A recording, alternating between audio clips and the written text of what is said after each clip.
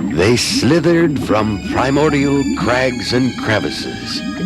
Mutant crossbreeds, part ancient, part future, with one purpose: domination of all aquatic life forms. Some thought them a mere myth, a silly hoax. The truth: they're real, and they're here.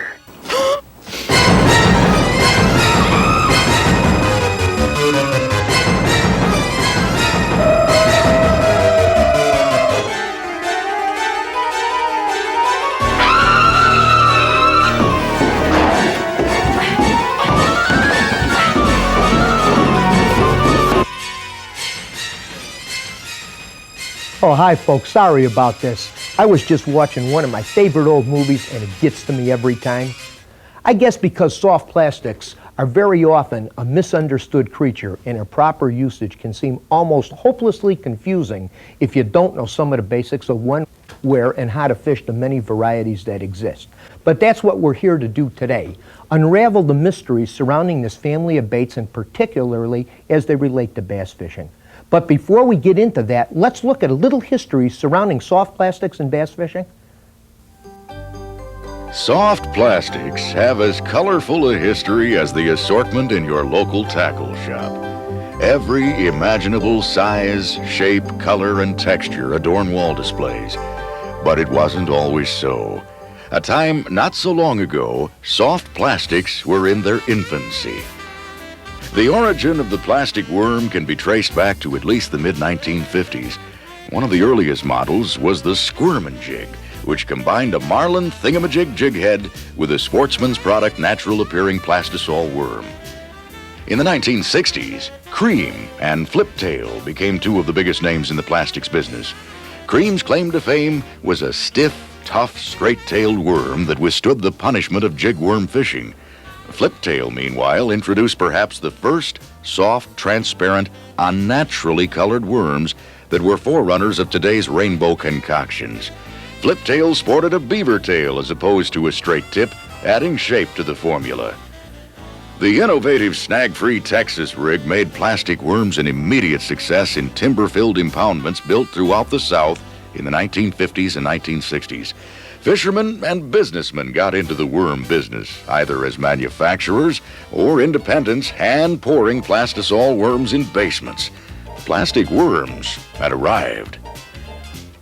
Mann's Bait Company, a powerhouse in the tackle business, is credited with numerous innovations in the early design and development of soft plastic baits. From Tom Mann's original jelly worms sprang stingray grubs, jelly wagglers, and many of today's acknowledged standbys. Mann's colors were called flavors, a prophetic statement that years later would reflect angler fascination with taste and scent. In the early 1970s, fate dealt a twist to the plastics industry. Rick Welly, a tackle manufacturer from International Falls, Minnesota, and Glenn Carver of Minden, Louisiana, designed a soft plastic worm with a curly tail. Shortly thereafter, the Mr. Twister Company appeared. Mr. Twister's curly-tailed phenom was immediately copied throughout the plastics business, changing the face of worm fishing forever. Twister, however, would see many more innovations. Twister-tailed grubs and worms of all sizes were only the beginning. Soft plastic lizards with straighter curly legs, sensations, crayfish and shrimp imitations, and a host of other varieties spurred an explosion in the industry. A race was on to see who could come up with the next new twist: metal flake, two-tone, three-tone, firetails, bloodline worms, and more. In many cases, history moved too fast. We don't know who innovated what and who copied what from whom. Not that it matters much to fishermen. The result is today's wealth of soft plastic baits in every imaginable combination. You know, when I first ran into these critters, they were called rubber worms. A lot has happened since then. I guess the biggest breakthrough in the use of soft plastics came with the development of the so-called Texas rig system. This is where soft plastics could be used in heavy cover, such as wood, brush, or weeds. Since then, the practice of Texas rigging has developed into a fine-tuned craft. Let's take a closer look at some of the basics of Texas rigging.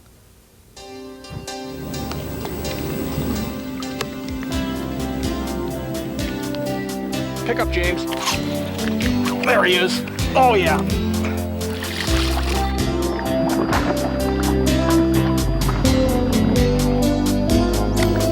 There's it. Come on. There we go. Texas rig plastic worms have probably accounted for more big bass than any other method. Why? Well, you can fish it through all kinds of cover. Weeds, brush, timber, relatively snag-free. You inch that worm along the bottom and produce some of the biggest bass. And today we're going to give you a few tips on how to fish these Texas rigged worms and some options for the different conditions that you fish.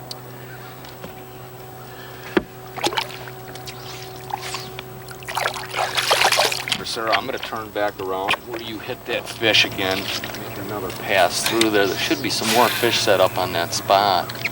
Yeah, I was dead sticking right on the tip of that point, Jim. You know, rigging these Texas rigged worms is really basically simple. You've got a variety of different weights, and depending on the depth and the cover you're fishing, you choose the proper weight. There are even colored weights nowadays. Pick the proper hook size, and if you're fishing a 4 to 5 inch worm in clear water for inactive bass, you might want to use a 2-0 hook or a 1-0 even on the smaller worms. If you're fishing the most popular, which is a 6 or 7 inch worm, I like to use a 3 or maybe even a 4-rod hook. And if you go to the big boys for the big bass, you've got to use a 5 and even a 6-aught hook. Rigging them up is really simple. You just nip them through the end of the nose, like that, pull it down, reverse the hook, and set it back into the worm. Now, depending on the texture of the worm, if you're fishing a hard worm, you might want to pull the hook tip through the body and then back it down. Softer worms, you generally don't have to do that. And in a nutshell, that's all it takes, and you can fish this thing in 6 inches to 60 foot of water and catch big bass. Isn't that right, James? There's one. Oh, that's a big fish. Better one. Here, come here.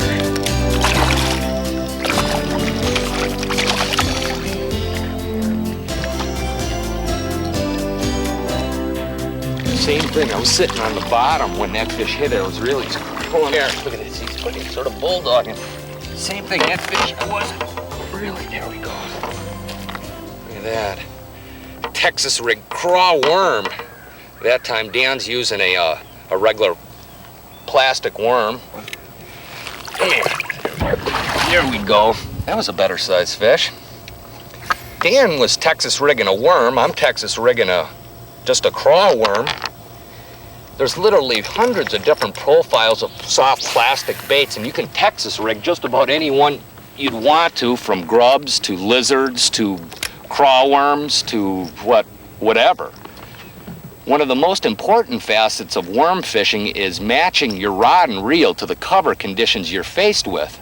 Right now we're fishing really deep weed beds, and I'm using pretty heavy equipment, 17-pound test, flip and stick, because you got to sit there and really lean on the fish once you hook them to pull them up and out of this deep submerged weeds. By the same token, if I was fishing a lot lighter conditions, say just really light, thin, sparse weed wall, I could be using a spinning rod. Here's a few examples of some different cover conditions and how you would match your rod and reel to that. Folks, the type of rod you use is dictated both by the cover you are fishing and the weight of the rig you're casting. If you're casting to specific pockets or points in a weed bed or reed bank, or presenting a bait between tree limbs, a short 5 to 6 foot long rod with a pistol grip really comes into its own. Shorter rods mean increased accuracy and more maneuverability in tight situations. A good casting rod will have a fairly fast tip to help propel the bait. For situations where there is little or no cover or in clear water, a spinning rod and reel is ideal. A good medium action rod with a moderately fast tip will help allow subtle finesse presentations with relatively light baits. These can be an excellent choice whenever you don't have to dig fish out of heavy cover. Now, in cases where you're faced with heavy, thick weeds, wood, brush, or whatever, a flip and stick fits the bill. These 7-foot-plus long rods allow you to make a flip or pitch style cast into very specific spots and then give you the leverage to hoist the big ones out of the cover. Unlike rods designed for casting, the flippin' stick has a stiffer tip for increased leverage. A good spinning reel for Texas rig presentations will accommodate 8 to 12 pound test line and should have a medium retrieve, say 5-to-1. If you prefer casting equipment, your casting reel should have a thumb bar or flippin' switch to allow you to change presentation tactics easily. Get a quality reel that will handle at least 20-pound test line. You know, picking the proper hook is a very basic but key element in sticking and keeping big bass on the line. And there's oodles of hooks on the markets, different sizes, shapes, even colors and designs. Here's a little something to help you unravel the mystery. The first thing to do is to match the hook size to the size of the plastic lure you're using. Hey, here's some rules of thumb. Use small #1 hooks for subtle 4-inch worms or craws, 2/0 for 6-inch, 3/0 for 7-inch, and all the way up to 5/0 hooks for big 9-inch worms or hog craws. The thickness of the hook is important as well. For light line, open water, or sparse cover situations, a lighter gauge wire hook will add subtlety and allow easier barb penetration when using light or medium light action rods. On the other hand, when fishing slop, a heavy gauge wire hook is a necessity. You don't want your hook straightening out on a giant bass hung up in heavy cover. The hook gap, or distance between the shank and the barb, plays an important role in proper selection. Generally, vertical presentations, such as flippin', favor the use of a wider gap. With horizontal presentations, a medium gap will do, and often gives a less offensive profile for the fish to see. New design innovations like cam action hooks will sometimes increase hooking percentages. Hooks come in numerous sizes, shapes, colors, and finishes, and for finesse presentations, use a dark, lusterless finish. For more attraction, try silver, gold, red, yellow, whatever. Hey, experiment, it's fun. Whatever the case, you must have sharp hooks. Modern technology has given us laser and chemically sharpened points, plus tempering and forging techniques unheard of until recently. Many hooks are sharp enough to use right out of the box. And whether you choose to use needlepoint hooks or cutting edge style hooks, one thing is extremely important. Always buy a quality hook, because a good hook is a small investment compared to the rest of your gear. Quality hooks get big fish. Any hook will dull with use, and dull hooks mean less fish. For cutting edge style points, there are a number of good files and whetstones available. Needle style points generally require the use of a mechanical honer to sharpen properly. Listen, choosing the correct hook is very, very important. It's where the rubber meets the road in the world of angling. There's one. Oh, that's a There big you fish, go. Jim. Yeah.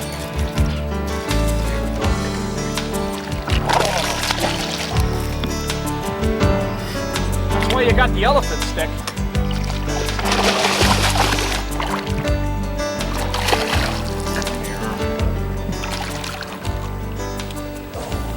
Go. Look at that. That hook really went through that jawbone. One thing about Texas rigging, hook setting is a big part of the thinking behind. Missed them. Doggone it. We got a school of fish here, Jim. Look at that. More. Get that rigged up here again. Got some fish moving. You know, hook setting is an important facet of worm fishing. And there's a couple of different schools of thought as far as what is the proper approach. And actually what I usually do is I reel down, and once you feel a strike, you reel down to about 9 o'clock and set the hook with what you'd call a tight line or taut line hook set.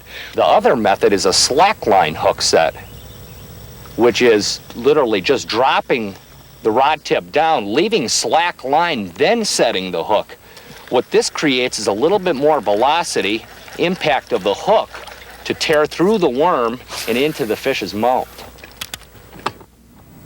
You know, given the weather conditions, Jim, several days of hot weather, you'd think these fish should just be really smoking, yet for some reason, they're moored in neutral, even slightly inactive, and we've got to fish right through this coontail to root them out. They're not really going what we'd call 10 out of hook.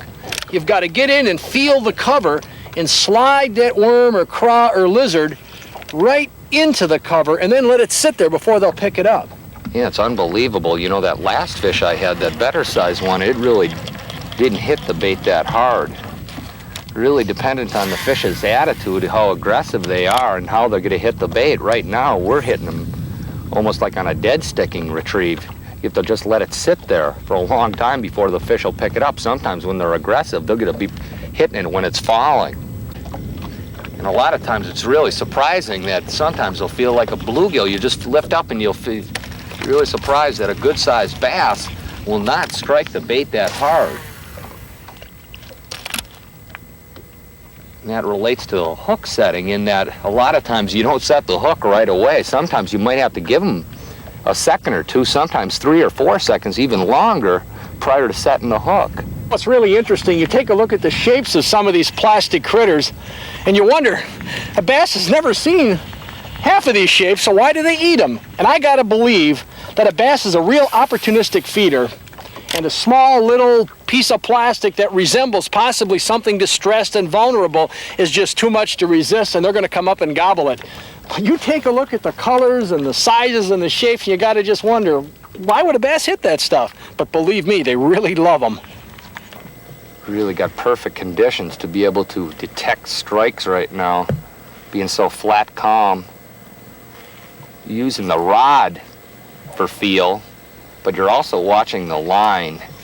And all you'll see sometimes when if they hit it pretty good, all of a sudden you'll see the line will just slack up. And a lot of times if you're not really in tight contact with the bait, but you'll see the line all of a sudden will loosen up. The fish will swim forward a little bit when he picks up the bait. Got him? Got him! I think that's the one you had. Big bass. I think it's nice the one. Bass. Whoa, whoa, whoa, whoa! You got a like a. Oh, that puppy's You got really a big boy. Oh. This inside corner usually is where they come out of this spot. I think that's the same fish you were playing with back there, Jim. Look at that. This corner. Oh, he's digging. You know, it's really weird. A lot of things, these things will go aerial. They'll go skyborne right away, but for some reason today they're staying deep.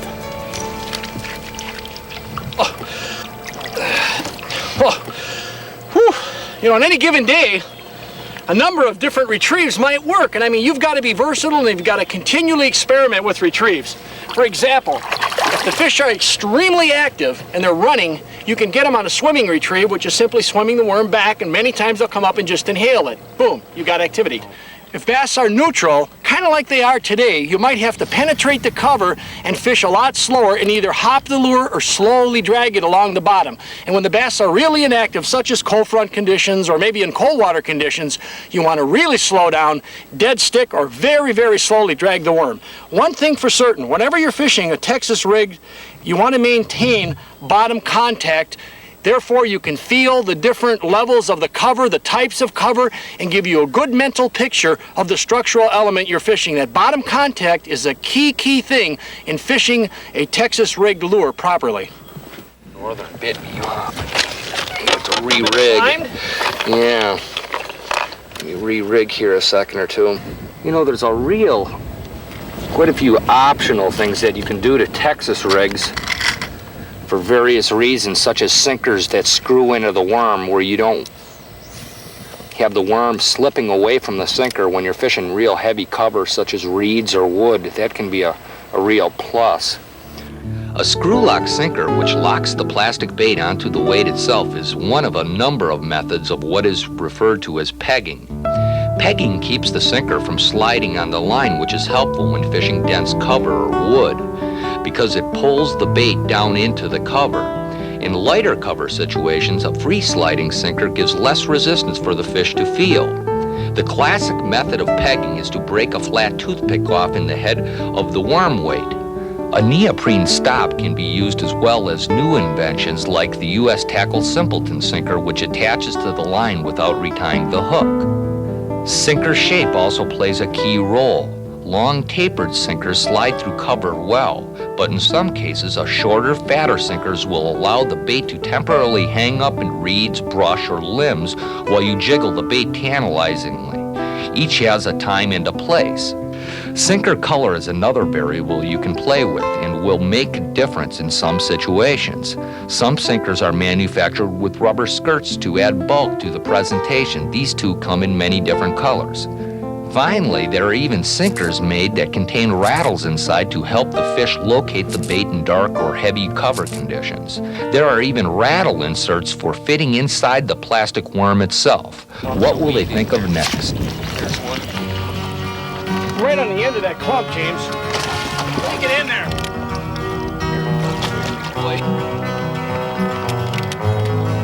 I got mine, James.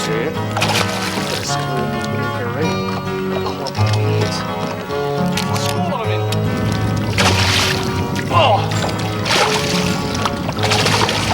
It's a good one? Yeah. You bet.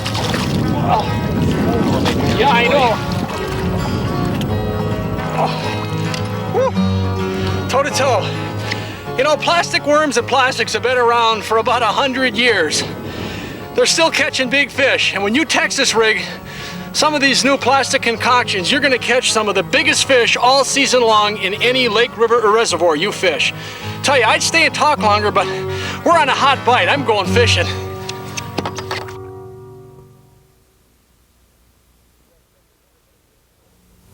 Yeah, Texas rigs have really come into their own. And you know, many anglers have chosen to fish Texas rig over jig worms almost exclusively, but that's sort of like throwing a bass out with the lake water. Every useful system has a time and a place, and an exposed jig worm system is no exception. Take a look at this.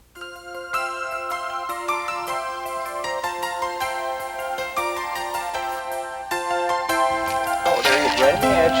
Ooh, that's a little bit bigger than what I was expecting with this. That's a very pleasant surprise.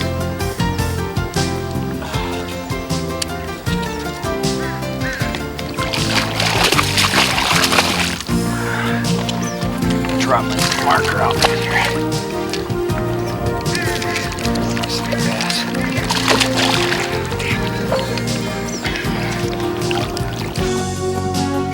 Now you notice I'm not hoisting this guy in the boat like we do most of the time. And it's because I'm fishing with real super light line. And the reason I'm fishing with super light line is the kind of head that I'm using and the kind of rig I've got set up.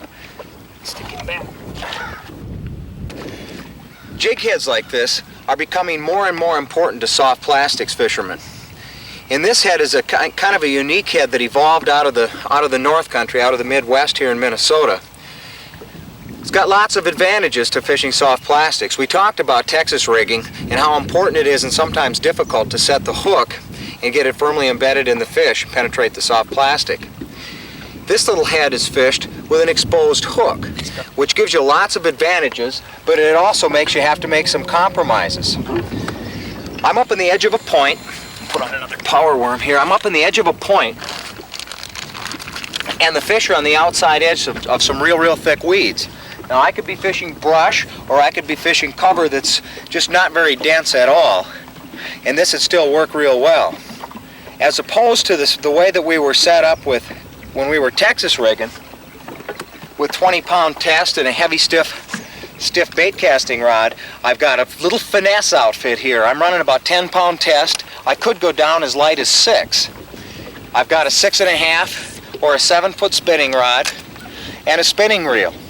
I'm looking for fish that are hungry, that are out away from cover or in real thin cover, or just hanging suspended on the edge.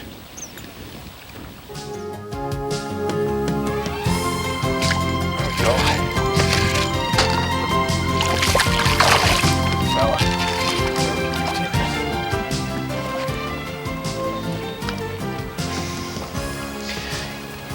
The jig worm is a numbers game.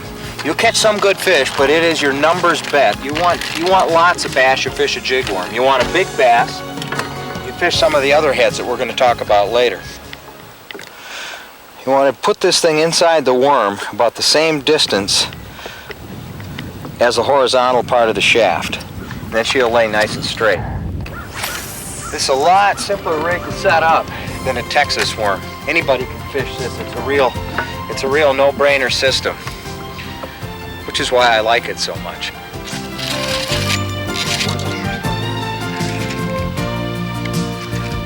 see what they're living in. Heavy coontail wall. Now, if I had to get into that coontail, we'd have to use There's that brush guard jig that I was looking at. Yeah, that's a nice bass. This, you're gonna see a lot of these fish, 2 3/4 to 3 1/4, that are gonna get bit on the jig worm. Killer. Look at the bait. I just saw some bait breaking out there. You got fish that are breaking and that are up high. You could throw this worm at them, but I'll tell you, it's about 10 times more effective to take a big grub like this, run her through. Want to be careful to leave enough hook exposed. Take this big grub, just pitch it out. I'm going to fish it almost like a crankbait. Oh, another one down in the...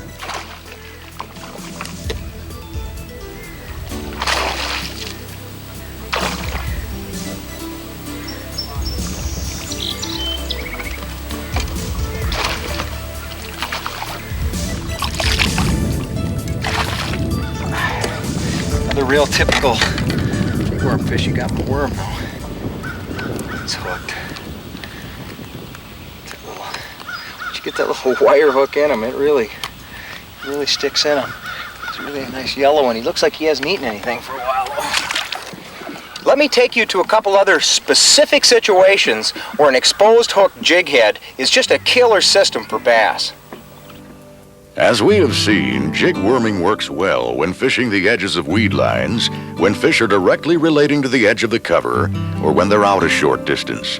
But a jig worm also excels when fishing rock points, drop-offs, or humps, particularly in clear water situations when finesse is important.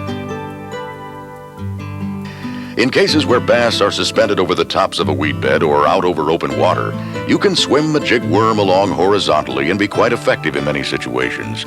This requires a slightly different head style, but we'll get to that later. In reservoirs or rivers, jig worms can often be used precisely along channel edges with great success. Finally, though the exposed hook jig worm is not the ideal bait for fishing into dense cover, when fishing sparse weed patches it can be deadly, because the wire hook will easily tear off the aquatic plant when snagged, and that very motion will often entice a strike. The jig worm is a multi-dimensional bait that is effective in many situations, north and south. Where this system really excels is on super tough fish in clear water. What it can do better than many of the other systems is deliver a soft plastic in a slow, seductive fall in an environment where fish are very spooky. They'll come 20 feet to pick this thing up, and they're not going to be spooked by the heavy line. Not to mention the fact that with... Oh, there we go. Not to mention the fact that with heavy line, in many cases, you just can't fish a light jig effectively. A little bit of wind blows or something like that, and you got no feel or the jig won't drop. This 6 or 8 pound test line, wow, I just was on the tip of a little piece of coontail. Come on in here, little foot. Oh yeah, beautiful little, look at it, beautiful little football. And look how he's hooked. Right up there in the roof of the mouth. And this doesn't hurt him at all. What you want to do is take your finger and put it right in the curve of the hook and just pop her out like that. Nice little football. Let's look at some other specific head designs that are perfectly suited for exposed hook rigging soft plastics. Basically, there are 3 types of jig heads for jig worming. The standard ball type or mushroom head jigs work best for fishing weed edges, down rock drop-offs, or sharp bluff banks. The eye of the bait is on the top of the lead head, lending it to falling or vertical presentations. Often, these jigs will imitate crayfish. For horizontal presentations such as swimming the jig over weeds or wood, and for open water fish, a slider type jig head with the eye located on the forward part of the jig is best. It will allow the bait to glide smoothly like a shad or some other bait fish. Finally, for For fishing in slightly heavier cover, you might want to use a bullet-type jig head with a weed guard. This will allow you to throw into denser wood or weeds safely. It's still a finesse presentation, but it will get you into some habitat that you couldn't fish without switching to heavier gear and a Texas rig or jig and pig. It's a trade-off. Oh, darn, he's got down in the weeds on me. This might be a little bit better fish. He was running bait right up over the top.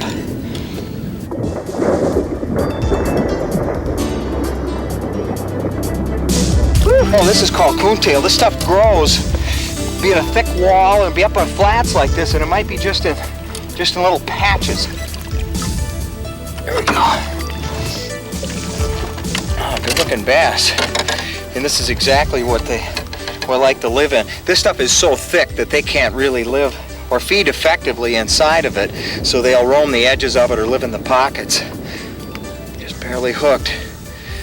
Nice big bass. A jig worm and an exposed hook. It's a key part of any arsenal in soft plastics for bass, whether you're south or whether you're north.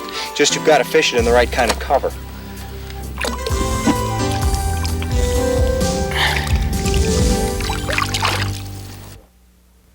The jig worm is a bait used primarily for fishing down drop-offs or weed walls. Hey, they're great for that. But for fishing bass that are located over cover, there's another family of baits that comes into their own. Horizontal or stick bait plastic concoctions. That's right, soft plastic stick baits. Let's take a look at how, when, and where to fish them. Oh, there she is. Oh, she really slowed that baby. Come on. That's a nice bass. Oh, yeah. I love it.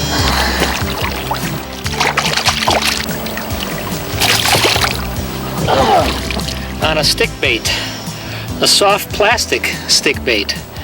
And you may wonder what that is. Well, it's a fairly new variety, a version of plastic worm, yet it's not a plastic worm. It has its own set of unique characteristics that really catches big bass like these off of the flats. I think you're going to enjoy learning about this bait. When I was in Connecticut a couple years ago, my friend Rich Zaleski introduced me to these, and it was a local fellow up there named Herb Reed designed a bait called the Slug-Go. And the main difference between this and a plastic worm is this is a lot thicker, as you can see, and it has a slightly different shape. And although it's rigged similarly to a plastic worm, similar to the Texas rig, which is insert a big hook slightly inside, pull it through, and turn it, here's the main difference. Rather than rigging it weedless, with the hook embedded at about that angle, you want to penetrate the Slug-Go or any form of soft stick bait straight through. So the hook point comes straight up through the body and actually protrudes out the top and lies in this little channel along the top here. So the hook is exposed, and that gives you a whole lot better hooking percentage than if it was buried inside. Now what you have here is a neutrally buoyant stick bait. You twitch it and it jerks back and forth side to side. You don't put a sinker on the front like a plastic worm, because that would make it go down and go down to the bottom and go in this position. The whole strength of this bait is it's neutrally buoyant. It floats or sinks very slowly horizontally, and little twitches give it a very erratic up, down, sideways motion. That's the strength of the soft stick bait. Let's take a look at it in the water. This is actually a very simple bait to work. You just use a series of minor rod twitches to give the bait a very darting, erratic action. And the main difference between this and a surface bait like a Zara spook is a Zara has a very regular action, back and forth, side to side.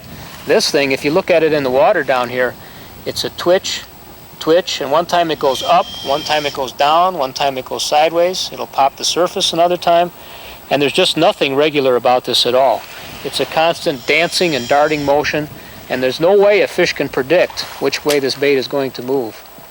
And it's ideal for enticing bass that are sitting there just sort of resting and not really wanting to bite something. This goes by so slow and twitches so well, they can't hardly stand it. Ooh, there's another one. Oh, just got down in the weeds. Up she comes, right down into the weeds.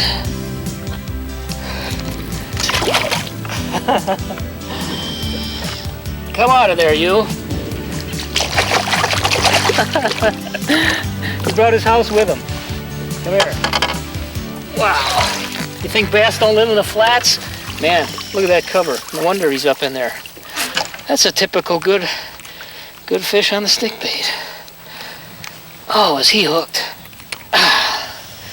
Hey, that's a pretty big bass. That's my kind of bass. Even though this hook is partially exposed, it rides down in this little wedge here, and it's very weedless. You can throw it right up inside of lily pads or emergent weeds or even a lot of timber, and this thing just slides right through. And notice I'm working it really slow. I'm waiting until it finishes the end of its glide and then giving it a twitch. And to me, that's really the best way to do this. You could work it fast, twitch, twitch, twitch, twitch, twitch, but you just seem to lose that real darting, slow, tempting action. And to me, that's the strength of the Slug-Go or any of the other versions of stick bait that are on the market. The usual way to rig these baits is to use a big hook of about a 4/0 size, regular standard plastic worm hook. Now, for something that gives you a little different option, you can use a keeper style hook, which is made by Mr. Twister. Just insert that in the front, like that, to hold, and then insert the hook up inside, like before.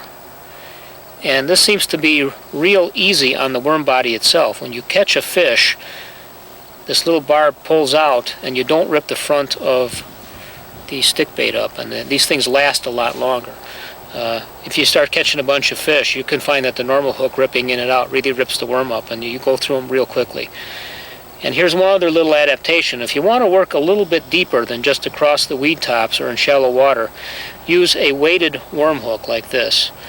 And this has the weight on the base of the hook here down in the bend, and this makes the Slug-Go or any other stick bait sink horizontally. You'll still get that same side-to-side erratic action, and it won't sink head first like if you had a sliding sinker up in the front. So if you want to work this bait a little bit deeper, weighted worm hook, that's the key.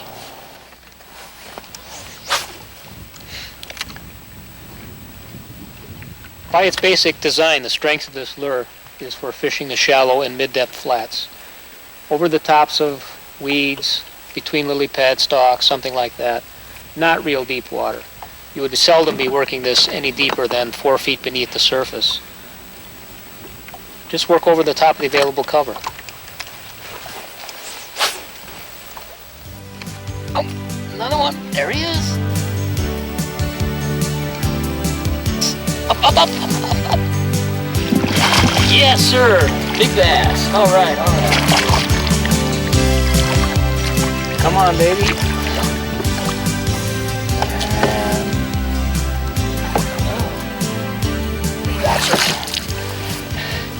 Big bass on a soft stick bait.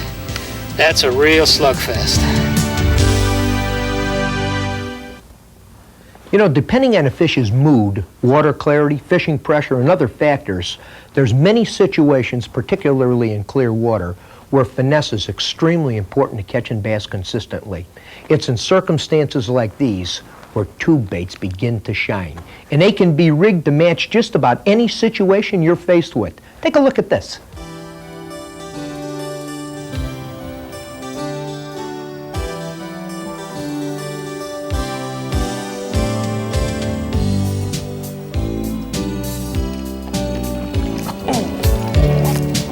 Small jaws, I love them. Are they tough? Look at this. You wonder why I love smallmouth fishing? I'll tell you why. There's not a tougher fish that swims in fresh water than smallmouth bass. Come on up here. Oh man. There we go. Come on. See that? It's a tube jig. A great soft plastic for large and smallmouth bass. And we're going to give you a few tips on how to fish these lures in many different types of conditions. On the drop. Oh yeah. It's one of the beauties of this tube bait is the very, very slow drop speed. Just literally comes right down in the rough on these fish. and they can't resist that soft, subtle presentation, just swim up and slam it.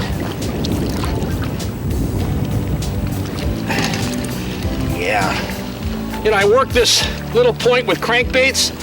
I came back and worked it with a spinner. Didn't get a bump. Came back with the tube jig. They ate it up.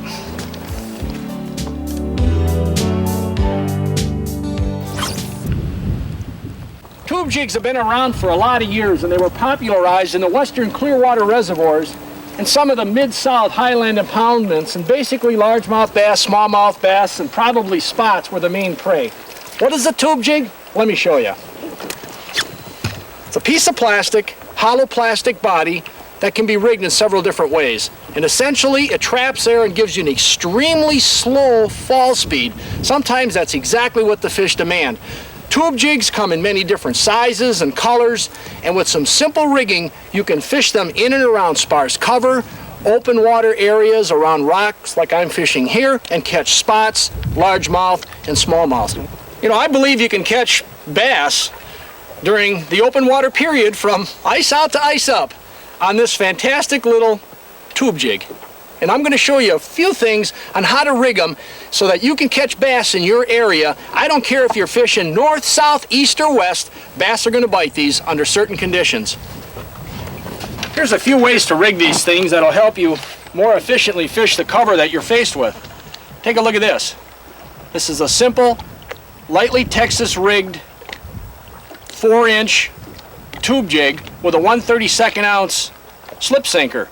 This has an extremely slow fall speed, and believe me, you can drop this on bass when they're up in shallow water, maybe cover oriented or roaming big flats that would spook when you throw a spinnerbait. You can come back and throw this right on top of them, will not spook them, and they'll eat it. Another simple rigging is a jig head, and they come in different weights depending on the depth you're fishing and the cover. And for working in and around maybe brush or timber or a little bit heavier weed growth, this simple little wire setup will keep this tube sliding in and through the cover, and you can present it right in the bass's nose. Very, very subtle. A little bit faster drop speed, but again, by matching the weight of the jig head with the size of the tube, you can get all kinds of different drop speeds, and you'll get one that'll match the fish's mood on any given day. Okay, then the other option is the exposed hook, and here's a couple of different variations.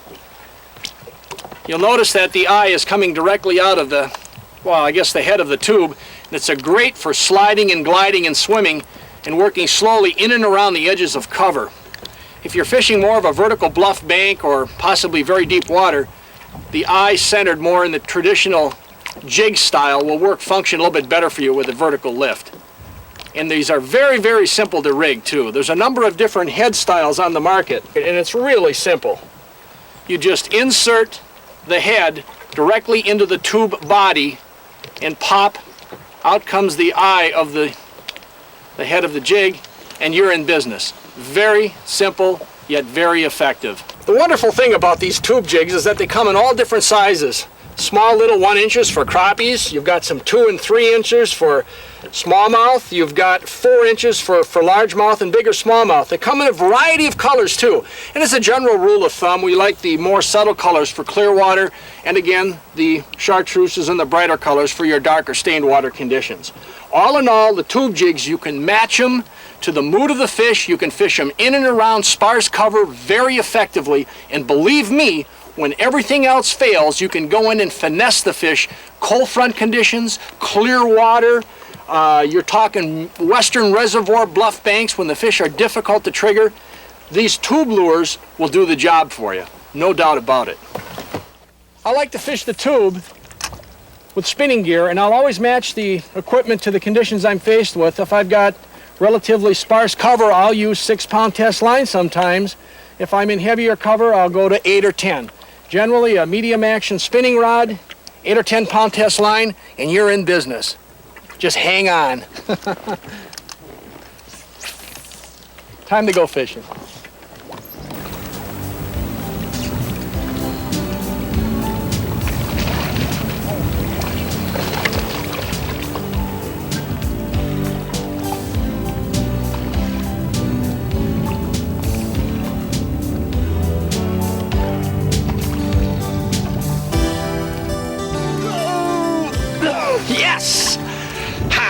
baits. A bait for all seasons. Big fish, too. You know, there's another really deadly method of catching bass that's been around for quite a while, and it's kind of a finesse approach. It's called Carolina rigging. In-Fisherman staff biologist Steve Quinn is going to show us a little bit about how to rig it and where and how to use it.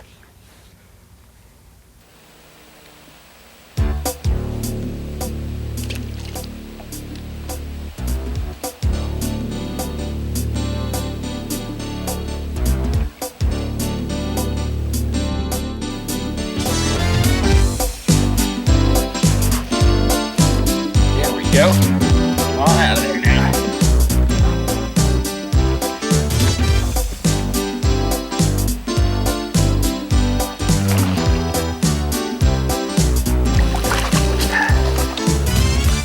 There we go.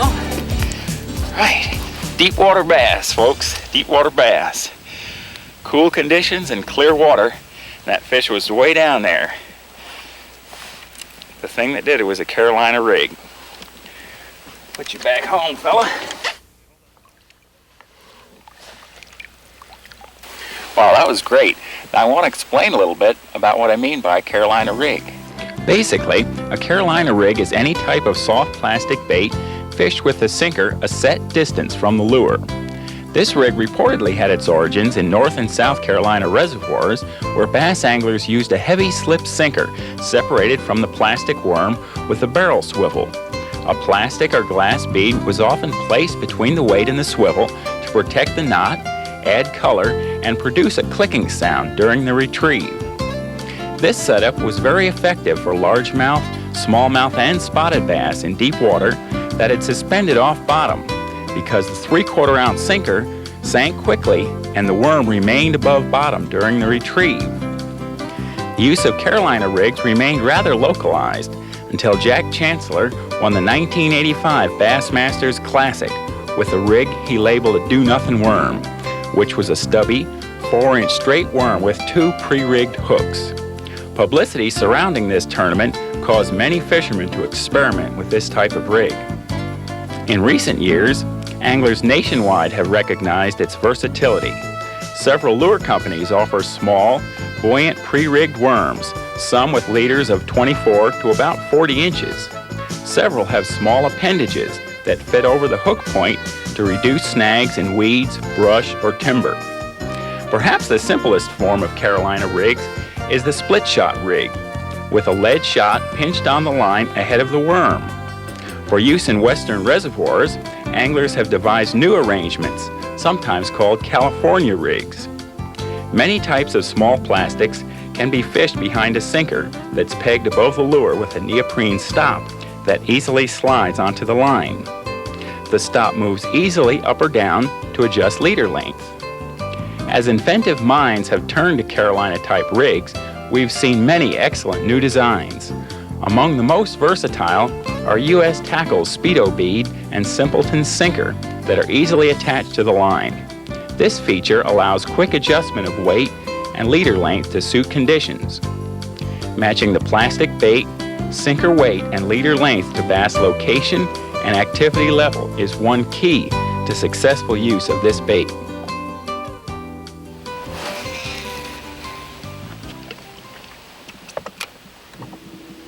You need a little bit of specialized tackle to work these Carolina rigs. For one thing, it's a little bit cumbersome to cast because the sinker is separated from the worm. So you like a longer rod so you can kind of swing it back behind you. You're making more of a sidearm pendulum motion than a real good cast. Secondly, a long rod is real helpful in getting the slack out. Sometimes you'll feel a little bit of a peck on the line, and other times you'll just feel a loss of touch with the bottom or a little bit of weight. It's important to get the slack out and then ease up on the rod. You don't have to do a real hard hook set as you would with a Texas rig, because that fish has got it in his mouth and the hooks are small and they come right through the plastic, or in many cases they're exposed. You can just start pulling up and you'll have your fish hooked.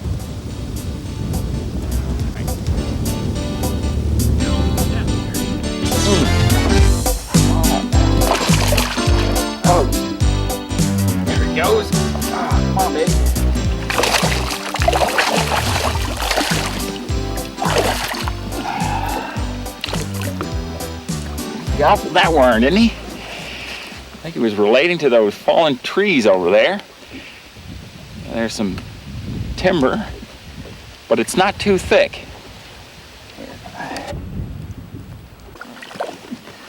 There we go. It's situations like that where the Carolina rig works very well.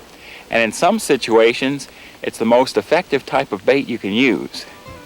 Carolina rigs are a subtle presentation that can be fished with heavy weights in deep water. They're deadly whenever bass are holding within a couple feet of the bottom and cover isn't too thick. They've been used most extensively in reservoirs, but lake, pond, and pit anglers have also found applications for them. In reservoirs, fish Carolina rigs down steep points with cover that isn't too dense. The cone-shaped sinkers bump through and over stumps and brush, but may hang up in heavy timber. When bass suspend along submerged creek channels, Carolina rigs keep the lure in the fish zone better than any other presentation. In lakes, largemouth bass often hold near patches of coontail that grow along breaks, on flats, or on submerged humps. At times, bass hold on the bottom, but when they're up, Carolina rigs put the bait right in the strike zone and keep it there. Offshore humps in lakes and reservoirs are also prime territory for Carolina rigging because you can cover large areas quickly and effectively. Mine pits are typically clear and infertile. Bass may roam very deep along roadbeds, flooded timber, spoil piles, or other available cover along the steep banks typical of these waters. Heavy sinkers allow Carolina rigs to reach the fish zone quickly, and the small, subtle plastic baits typical of these rigs can trigger even neutral fish to strike.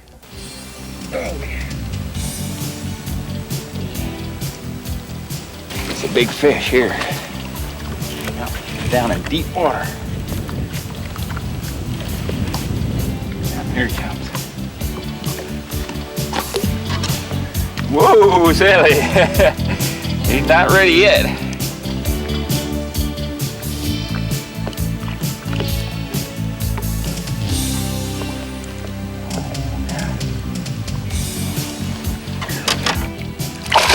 There we go.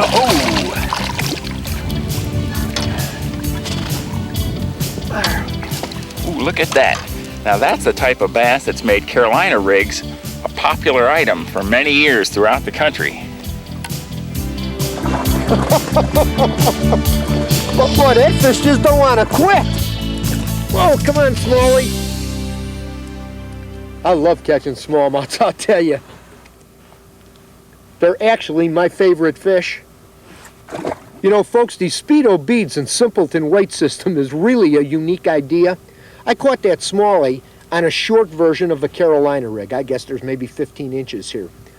If I wanted to change my length, I could do it instantly. But before I do that, these little bead systems come in a variety of sizes and a whole bunch of different colors. And the simpleton weights, it's really a slick idea. They come in all of the weights all the way up to 1 ounce to cover any fishing situation we're faced with. Let's say that the fish want a longer snow than 15 inches. All I do is quickly go get like this, lengthen it to, oh, let's say 24 inches. You wrap the line around twice like that, come back out, and I've got 24 inches. Pure, simple, fast, and efficient. And that's an important part of fishing. And that's what the Speedo fishing system does for you. It helps you be more efficient. Let me show you another idea. Let's say I'm done on these deep water areas like this and I want to go up into the shallow water bay and chase largemouths. I take the bead off like so, and I'm down to a simple slip sinker on a plastic worm for shallow water fishing. You know, I don't know how many times I asked myself, what are they going to think of next? Well, this is a classic example. The simpleton weight, I got to show you this. This is really a neat idea. If I want to change weights, it is so incredibly easy. All you do is grab your line. I'm doing this slow. You pop it out like so and pull it off. That's easy. You put a little loop in a line like this. You see these little grooves in here, and they're notching devices that hold everything in place. You push the line in here, push it over that groove, and that's it.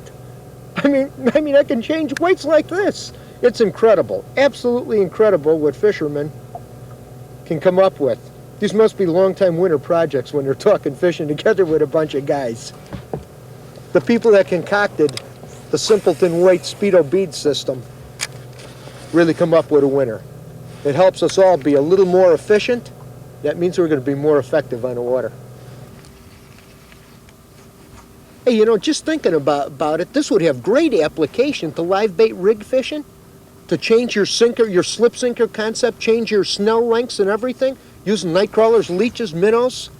The speedo bead simpleton weight system would work on eyes too, or any fish that you want to use live bait on. Catfish?